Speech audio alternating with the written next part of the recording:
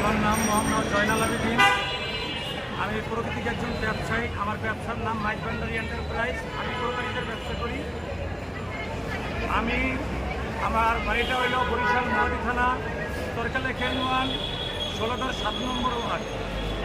আমি আমার পাড়া প্রতিবেশী লালসান ঘর তাদেরকে গাড়ি রেন্টিকারের ব্যবসা করার জন্য আমি 60 লক্ষ টাকা দিই এবং ওই 60 লক্ষ টাকা দিয়ে হাইয়েস্ট সুপার জেল 2টা গাড়ি আমি মহাখালী থেকে কিনে দেই, যে নন জুডিশিয়ালে আমার এই চুক্তিনামা স্টাফ। পরবর্তীতে তারা আমাকে 3 বছর পর্যন্ত টাকা দিয়ে দিচ্ছি করে টাকা দেয় না। আমার আছে এই তারা নাই, তারা নাই। এই যে বিএনপির হ্যাঁ, এই যে আমি বলতেছি, আস্তে আস্তে আমি বলতেছি, এই হলো অভিযোগ। এই যার বিরুদ্ধে আমার অভিযোগ এটা হলো তার স্টাফ। পরবর্তীতে তারা করছে কি, টাকা দিয়ে দিচ্ছে বলে আমাকে 3টা বছর ঘুরাইছে। ঘুরানোর পরে আমি তাদের বিরুদ্ধে বরিশাল কোর্টে একটা মামলা করি। মামলাটা করার পরে তারা এক পর্যায়ে টাকা নিচে এটা অস্বীকার করে।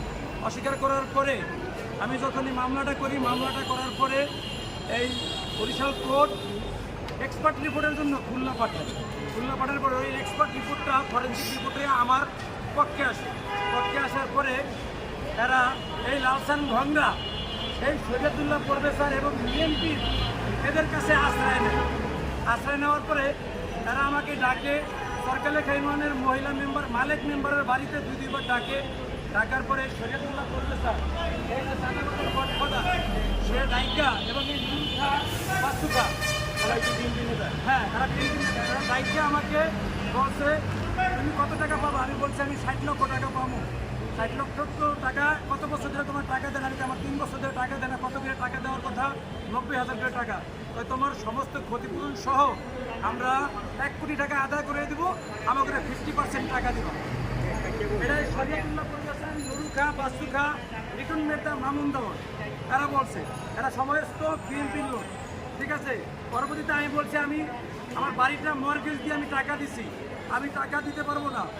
পরবর্তীতে তারা আমাকে বলছে টাকা না দিলে তোরা প্রাণে মারিয়া পালামো, আমাকে প্রাণ নাচের হুমকি দিচ্ছে এবং আমি সবসময় নিরাপত্তা এনে বলতেছি। আমার বাড়ির সমস্ত মালামাল লুট করে নিয়ে গেছে। আমি বাড়িতে যাইতে পারি না, আমার মা নাই, আমার বাবা নাই, আমি এতিম সন্তান, আমার বাড়িতে যাইতে দেয় না। এরা আমার হুমকি দেয় ফোনে, 60 লক্ষ টাকা না দিলে আমার দেশে যাইতে দেবো না, আমার প্রাণ নাচের হুমকি দিতেছে। আমার যদি কোনো প্রকার মৃত্যু হয়, এই মৃত্যুর জন্য তারা দায়ী। এক কারণে আমি বাড়িতে যাইতে পারতেছি না। এরা আমার এই যে আমি ব্যাংক থেকে লোন নিয়েছি, আমার এই উকিল নোটিশ